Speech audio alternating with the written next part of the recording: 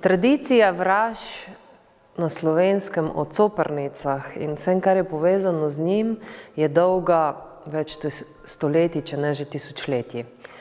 Coprnice so me nosile, coprnice so me zmešale, tista je coprnica, krade mleko, poglejo krastačo, to je gotov znak za coprnice.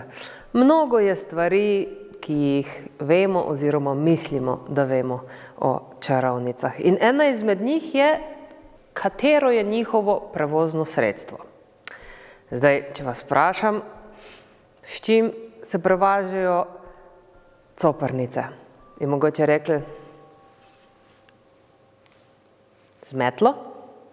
Metla je gotovo bil eden izmed njihovih najbolj priljubljenih pripomočkov za premikanje. Ampak coprnice so se lahko premikale tudi s pomočjo vrtincev, potem lahko so tudi jezdile tako ljudi, kot tudi živali. In naslednja zgodba govori prav o tem. O tem, kako je coprnica jezdila človeka. Ker je imela prav posebno uzdo, tako magično, čarobno uzdo, je lahko kateregakoli človeka spremenila v konja. Ga zajahala in z njim dirjala celo noč in šla iz tega konca na drugi konec na coprniške rajanja, coprniške shode. In koga drugega, če ona kot tistega, ki ga ima doma. Svojega moža. Lepo mu nadane uzdo, ga spremeni v konja, ga jezdi celo noč in greta na coprniške shode tja visoko na gore.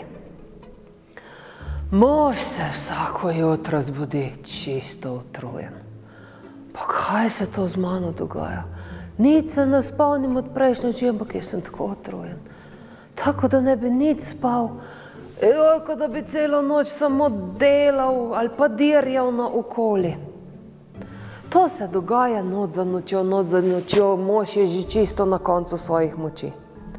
Pa gre k spovedi, k enem starem menihu, pa mu ta menih reče, ja, veš, kaj se ti je zgodilo?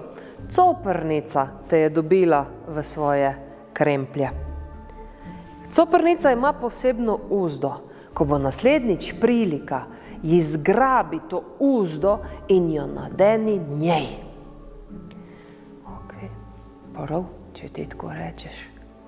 In res, mož nekako le naslednji večer bolj zbran, bolj ve, kaj se dogaja. Res mu natakne ta coprnica, slišijo mu natakne uzdo, ga spremeni v konja in odrvita na coprniški shod. Tam ga želi coprnica privezati k enemu drevu oziroma k nekemu grmovju. Ko kar naenkrat zagrabi on tisto uzdo in jo nadane njej. In jo jezdi in jo goni celo noč, tako kot je ona njega. Zjutraj jo zapre v hlev, zaklene, zapne z verigami, zato da mu ja ne bo pobegnila. Potem pa jo žene h kovaču in mu pove, to je dejansko coprnica, ki se je spremenila v konja. Tja, nič druga ne bo, treba jo bo z žarečimi podkovami podkovati. Me čist nič ne briga, koliko to stane, daj, naredi. In res, on vzame tiste žareče in začne zabijati v kopita te žareče podkve, en žebelj, 2 žeblje, 3 žeblji. Kobila razgeče, kobila brca, a nič ne pomaga, zavezana je in tako jo kovač podkuje na vse 4 noge. Vrneta se nazaj domov in mož se le nekako čuti dovolj pogumnega, da sname kobili uzdo. Kaj se zgodi? Pred njim njegova žena s podkovami na rokah in nogah.